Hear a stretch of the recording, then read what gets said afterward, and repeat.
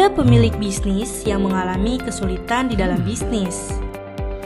Beliau menonton video YouTube yang menginformasikan bahwa untuk meningkatkan penjualan dapat dilakukan melalui strategi pemasaran secara online. Dengan langkah kenali pelanggan, memilih nama brand yang unik dan mudah dikenal, menampilkan foto produk yang berkualitas, melakukan kegiatan promosi di mana kegiatan promosi ini konten marketing, social media marketing, dan search engine optimization. Akhirnya, pemilik bisnis tersebut mencoba mempraktekannya. Secara bertahap, pertumbuhan bisnis si pemilik mengalami peningkatan, dan si pemilik bahagia.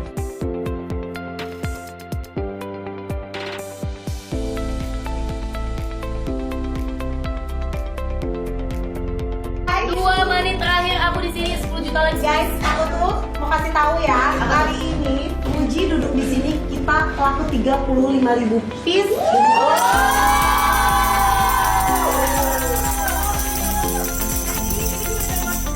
Gak ngerti cara masaknya gimana? Ya. 35.000 piece. Thank you buat Ini nggak beres kan? Gak beres. Nanti yang udah laku 35.000 piece itu all item udah laku 35.000 piece. Yang pistachio maupun yang Nutella. Jadi buat kalian yang belum kedapatan langsung join live aku dan juga Bittersweet sekarang karena kenapa? Oh iya, langsung check out di Keranjang Kuning sekarang. Ya, 35.000 piece. Buat brand-brand yang mau pitching. Fenomena menarik sedang terjadi di kalangan warga Malaysia.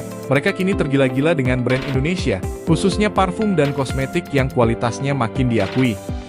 Di media sosial seperti TikTok dan Instagram, banyak konten review dari warga Malaysia yang membahas wangi parfum lokal Indonesia yang tahan lama, unik, dan harganya jauh lebih terjangkau dibanding brand internasional. Tak sedikit yang mengaku kaget karena performanya dianggap setara dengan produk premium, padahal berasal dari brand lokal Indonesia yang sebelumnya belum begitu dikenal di luar negeri.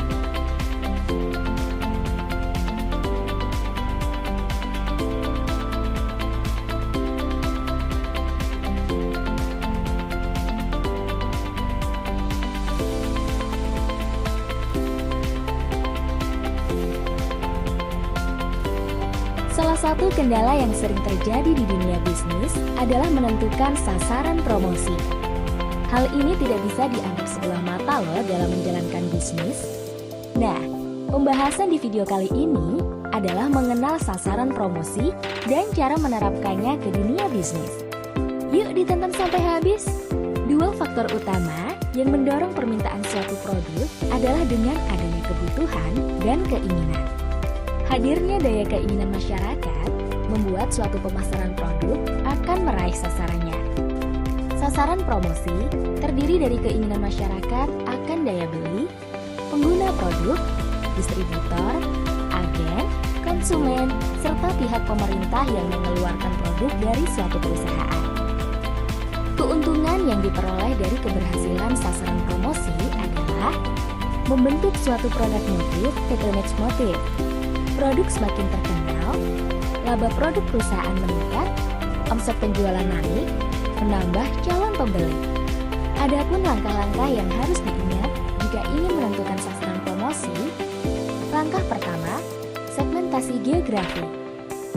Langkah ini dilakukan dengan menentukan target berdasarkan wilayah atau lokasi tertentu, seperti kota, provinsi, kode pos atau kode area, dan sebagainya.